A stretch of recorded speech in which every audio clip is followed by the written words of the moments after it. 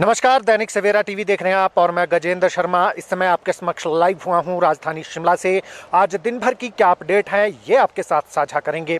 सबसे पहले बात कर लेते हैं कर्मचारियों से जुड़ी हुई। तो कर्मचारियों के वेतन को लेकर जो है कई अटकलें लगाई जा रही थी कि वेतन पहली तारीख को नहीं आएगा या तो किश्तों में आ सकता है वेतन, इस तरीके की अटकलें लगाई जा रही थी। तो इसको लेकर आज हिमाचल प्रदेश सरकार की तरफ से बाकायदा प्रेस रिलीज जारी की गई है और ये कहा गया है कि ये जो बातें हैं ये तमाम अटकलें ही हैं और जो सैलरी होगी कर्मचारियों की वो 1 तारीख को ही आएगी। जिस तरीके से पहले सैलरी मिलती रही है 1 तारीख को, तो सभी विभागों में जो है वो 1 ही तारीख को सैलरी आएगी। उन्होंने तमाम जो खबरें छप रही थी, जैसा कि कई समाचार पत्रों में छपा था कि सैलरी जो है वो टुकड़ों में आ सकती है, किश्तों में आ सकती है, आधे कर्मचारियों को पहली को आ सकती है, आधे कर्मचारियों के 15 के आसपास आ सकती है। तो इन तमाम बातों का खंडन जो है वो सरकार ने किया है और बड़ी बात यहाँ पर सरकार ने कही है कि सैलरी जो है वो 1 तारीख को ही आएगी, यानी कि किसी भी कर्मचारी की सैलरी जो होगी वो नहीं रोकी जाएगी।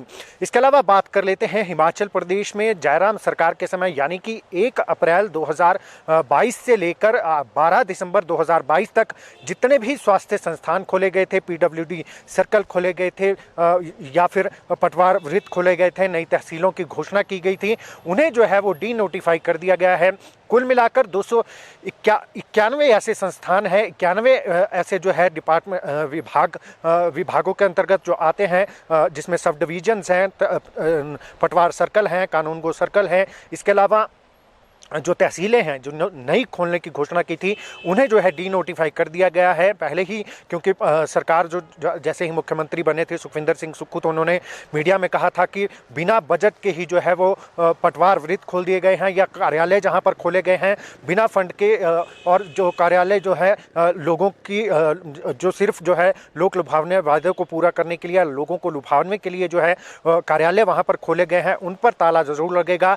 अब जैसा कि प्रदेश सरकार कह रही है कि तमाम तरीके का आंकलन किया जाएगा कि किस कार्यालय की कहां पर ज्यादा जरूरत है, तो उस हिसाब से ऐसा नहीं है कि सारे कार्यालय बंद कर दिए जाएंगे। जो डी नोटिफाई हुए हैं उन पर आंकलन किया जाएगा कि अगर लोगों को जरूरत है वहां पर संस्थान की, तो उसके लिए बाकायदा फंड की व्यवस्था की जाएगी, बाकायदा उसके लिए स्टाफ की व्यवस्था की जाएगी। और जो लगता होगा सरकार को कि ये यहाँ पर ये पटवार सर्कल या ये तहसील या ये फिर पीडब्ल्यूडी डिवीजन ये चलना चाहिए, तो उसे भी जो है वो चलाया जाएगा, उसे बंद जो है वो नहीं किया जाएगा।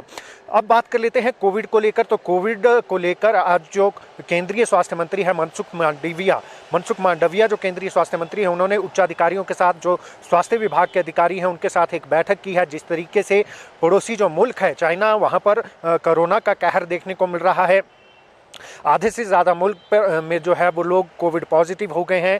तो ऐसी स्थिति जो है भारत में ना हो, क्योंकि पहले भी जो है काफ़ी मौतें जो है कोरोना के कारण भारत में भी हुई हैं। तो इन तमाम स्थितियों से निपटने के लिए आज एक उच्च स्तरीय बैठक दिल्ली में बुलाई गई थी। उसमें जो है ये तय किया गया है कि एडवाइजरी जारी की गई है कि जो भी इलाके ऐसे हैं जहां भीड़ भाड़ रहती है तो वहां पर ज़रूर जो है लोग मास्क पहनकर निकले, बगैर मास्क के कोई भी ना निकले, ये एडवाइजरी जारी की गई है। इसके अलावा अस्पताल जाते हैं, बुजुर्ग हैं, बच्चे हैं, जो भी अस्पताल जा रहे हैं जिन्हें ट्रीटमेंट करवाना है वो भी मास्क जो है वो लगाएं और कोविड प्रोटोकॉल का जो है वो पालन किया जाए, ताकि किसी भी तरीके की जो है बदतर स्थिति जो है वो ना बने। हालांकि अगर हम प्रदेश की बात करें तो अभी केवल 20 केस हैं, 20 कोविड पॉजिटिव मरीज पूरे प्रदेश में हैं। तो ऐसे में प्रदेश में कोई चिंता की बात नहीं है, लेकिन फिर भी केंद्र सरकार के जिस तरीके के निर्देश हैं और पूरे जो प्रदेश सरकार है वो हर स्थिति पर जो है वो नज़र बनाकर रखे हुए है। आगामी समय में अगर बंदिशें बढ़ाने की आवश्यकता होगी तो आगामी समय में बंदिशें भी जो है वो बढ़ाई जा सकती हैं।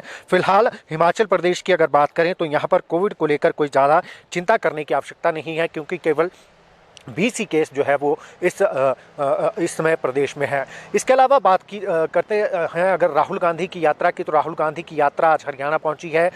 कल स्वयं क्योंकि जिस तरीके से भारत जोड़ो यात्रा चल रही है उसको लेकर जिस तरीके से कोविड केसेस बढ़ रहे हैं, तो राहुल गांधी को पत्र लिखा है केंद्रीय स्वास्थ्य मंत्री मनसुख मांडविया ने, और उन्होंने कहा कहा है कि कोविड प्रोटोकॉल का जो है यहाँ पर पालन किया जाए, अगर हो सकता है तो यात्रा स्थगित की जाए। तो इसको लेकर भी जो है वो सियासत गरमा गई है।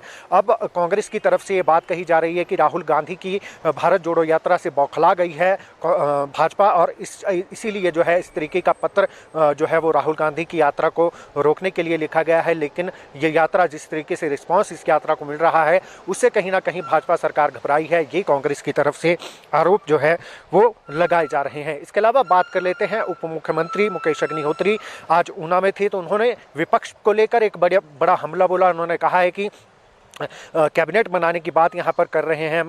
पूर्व मुख्यमंत्री की हिमाचल सरकार की कैबिनेट नहीं बन पाई है, लेकिन वहाँ पर अगर विपक्ष की बात करें तो वहाँ एक दूसरे में होड़ लगी है कि नेता विपक्ष कौन होगा, इसको लेकर होड़ लगी है। इसके अलावा होड़ ये भी लगी है कि प्रदेशाध्यक्ष कौन होगा। तो इन तमाम मुद्दों को लेकर आज मुकेश अग्निहोत्री जो उप मुख्यमंत्री है, उन्होंने विपक्ष को घेरा है। जयराम ठाकुर पर जो है वो हमलावर दिखे हैं, भाजपा पर काफ़ी हमलावर दिखे हैं, और उन्होंने कहा है कि जो है जिस तरीके की लड़ाई भाजपा में देखने को मिल रही है, एक अंतर्द्वंद जो है वो भाजपा में जो है वो चला हुआ है। हर नेता भाजपा का जो है वो अध्यक्ष बनना चाहता है या फिर लीडर ऑफ ऑपोजिशन बनने के लिए भी जो है वो लड़ाई चरम पर है। ऐसा आरोप जो है वो इस तरीके का हमला जो है वो मुकेश अग्निहोत्री ने आज ऊना में उनकी जो जनसभा थी उस दौरान बोला है। इसके अलावा बात कर लेते हैं राठौर की। कुलदीप सिंह राठौर आज शिमला में थे, इंटरेक्ट किया उन्होंने मीडिया से, और उन्होंने साफ तौर पर कहा कि मल्लिकार्जुन खड़गे जी ने जो बयान दिया है कि भाजपा नेताओं का कोई योगदान नहीं है आज़ादी की लड़ाई में, उससे वो पूरे तरीके से सहमत है। एक भी जो भाजपा का नेता है वो उसने ना तो आज़ादी के समय में कोई योगदान दिया है और भारत निर्माण में भी कोई योगदान जो है वो भाजपा के नेताओं का नहीं है। जिस तरीके से खड़गे ने बयान दिया था कि जो है वो मल्लिकार्जुन खड़गे जो राष्ट्रीय अध्यक्ष हैं, उन्होंने बयान दिया था कि भाजपा के नेताओं का कोई योगदान नहीं है भारत की स्वतंत्रता की लड़ाई में। तो उसको लेकर जो है वो कुलदीप राठौर ने भी उनके हाँ में हाँ मिलाई है। मौसम की बात कर लेते हैं, तो आगामी 25 दिसंबर से मौसम बिगड़ने वाला है। ऊंचाई वाले क्षेत्र जो कुल्लू के क्षेत्र हैं, या फिर चंबा का क्षेत्र है, मंडी का ऊंचाई वाला क्षेत्र है, और शिमला जिला का भी जो ऊंचाई वाला क्षेत्र है, लाहौल स्पीति है, किन्नौर है, यहाँ पर मौसम जो है वो 25 तारीख से बिगड़ सकता है। हालांकि शिमला शहर में जो है वो बर्फबारी की उम्मीद नहीं है, लेकिन ऊपरी शिमला का जो इलाका है वहाँ पर बर्फबारी भी हो सकती है, बारिश भी हो सकती है। तो ऐसे में कहीं ना कहीं ठंड भी, क्योंकि ठंड में लगातार इजाफा होता जा रहा है, और मैदानी इलाकों में जहां धुंध हो सकती है तो वहीं ऊंचाई वाले क्षेत्रों में तापमान में लगातार गिरावट देखने को मिल रही है, और आगामी दिनों में भी जो है वो ये गिरावट जारी रह सकती है। इसके अलावा इस बार वाइट क्रिसमस मनाने का मौका भी जो है कहीं ना कहीं प्रदेशवासियों की उसकी आस बंधी है, क्योंकि काफ़ी लंबे समय से वाइट क्रिसमस यहाँ पर नहीं मनाई गई है। तो इस बार आस बंधी है कि क्योंकि पश्चिमी विक्षोभ जो है वो 25 से 28 दिसंबर तक रहेगा, यानी कि पश्चिमी विक्षोभ सक्रिय हो रहा है। तो ऐसे में 25 से 28 तक प्रदेश के अधिकतर इलाकों में मौसम जो है वो करवट जरूर बदलेगा। तो ये कुछ अपडेट थी जो हमने आपके साथ साझा करनी थी। ताज़ा अपडेट के लिए आप देखते रहें दैनिक सवेरा टीवी।